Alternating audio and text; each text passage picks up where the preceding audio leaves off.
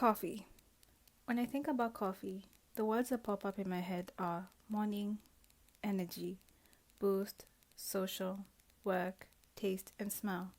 But there's obviously more to it than that. How you have your coffee in the morning says a lot about you as a person. Someone will like a strong coffee, so they opt for a shot of espresso or an Americano. And the next person might go for something calmer like a decaf and just appreciate the taste. My question is, why is coffee presented the way we know, and where does it actually come from? We've seen coffee being branded in so many ways by different companies, all trying to achieve and convince the consumers that the coffee is the best. Yet as consumers, we sit and sip, not knowing the true origins and depths of the processes behind the bean. This comes down to branding. What is branding? Branding is a way of communication, and when it's done well, people will buy into the product. This means connecting the product to big ideas through images and symbolism. So what's the message behind the branding? We've seen branding in so many ways, especially through films, TV series, books, music videos, etc. This is a way to wrap the idea of the product into the consumer's mind and convince them to buy the product because they've seen a celebrity or someone that they look up to use it, and this makes them sort of relate to them. An espresso. What more? What else? That's what George Clooney says. George McCooney? George Clooney. Who else? What else? Incomparable. What else? McCooney. I'll use myself as an example. I'm generally interested in a lot of Korean dramas, and I fell into the trap of product placements. 너무 많이 먹었다 진짜.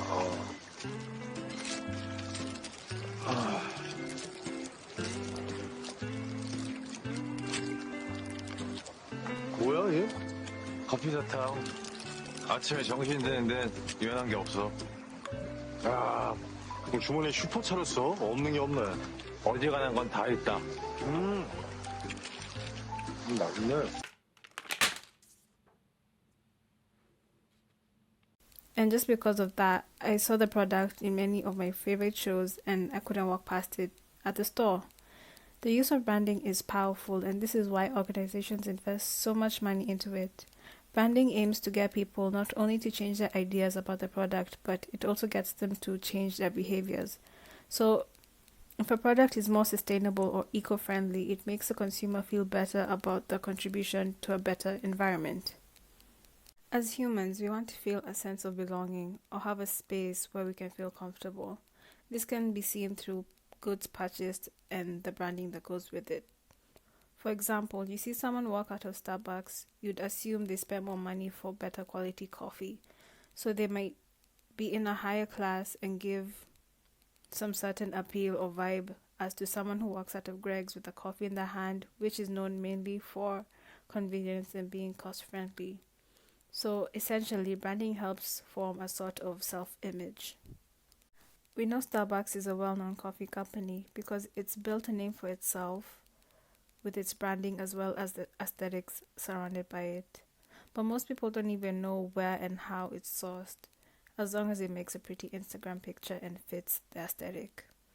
Companies like Starbucks and Espresso have gone through various scandals for not being ethically aware of what's happening within the farms.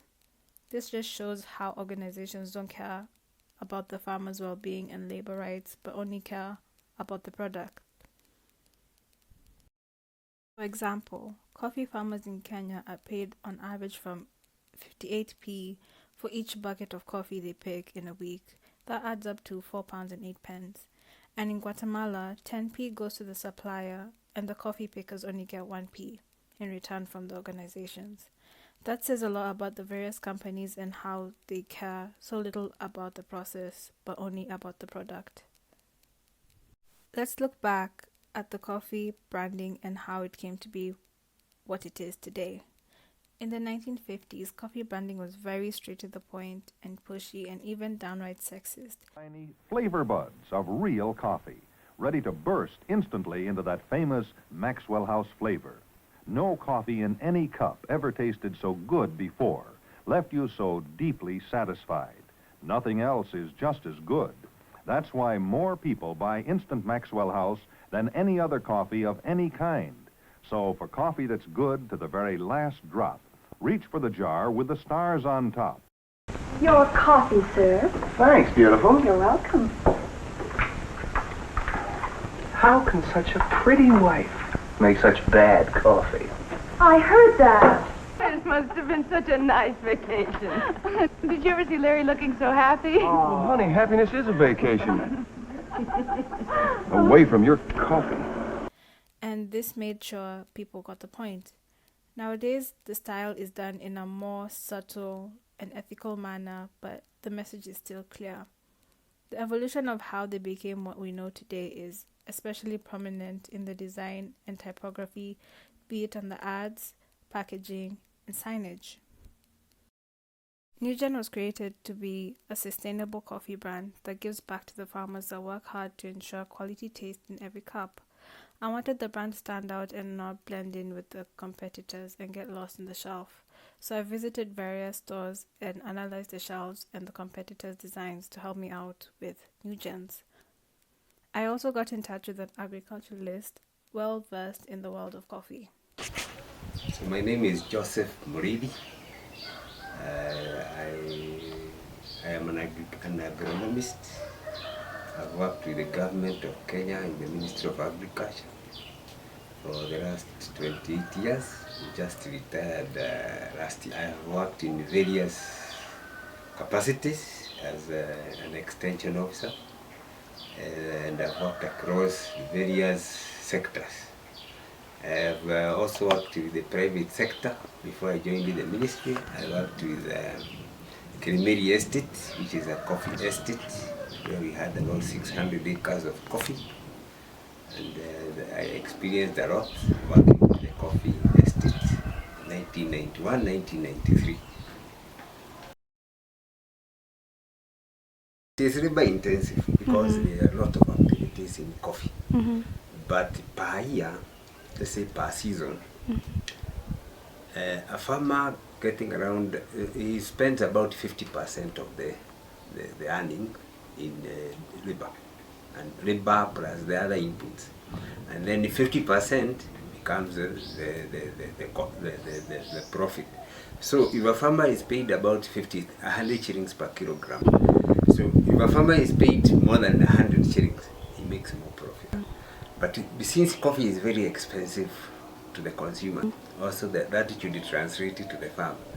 So we expect that in the future, the farmer will get more.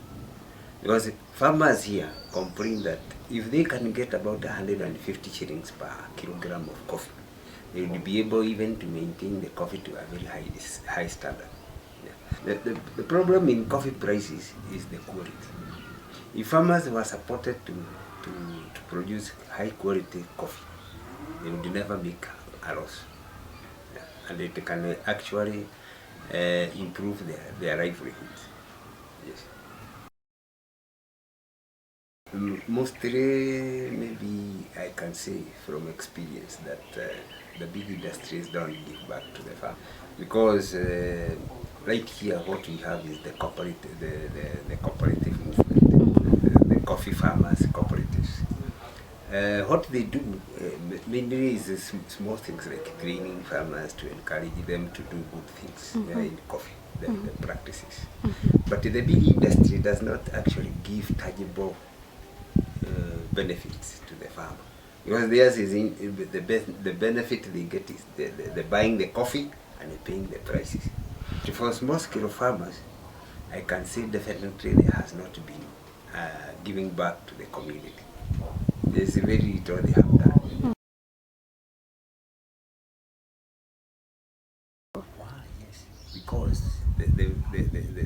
the sieved products can even be used to layer something like what we call the black soldier flies. Yeah, it can go back to create to grow organisms which produce very rich organic materials to be recycled back in coffee. So it is very important that whatever they get from the end product of brewing the coffee, whatever they sieve, goes back to farmers to create that. Since Nugen is a newer coffee brand, I wanted to create a desire for something people didn't even know they wanted more of, which is change. Creating an emotional bond was important for me to push on so that people feel good about the purchase. People choose things not just for the functional reasons, but for how they make them feel. Nugen is all about doing good and helping out, as well as being big on sustainability. So, in order for all of that to happen, I had to make sure that the brand's personality was powerful and persuasive enough to showcase the message. And with that comes the design aspects. And I noticed with the competitors' designs, they use similar typography and typefaces, as well as point size, which was also bold and chunky. So everything just looked the same, including the color schemes. I wanted something completely different, so I opted for a more clean looking logo and different color schemes so it would look different on the shelves. I feel like the design is more in tune with the message, which is change and introducing a new generation of coffee.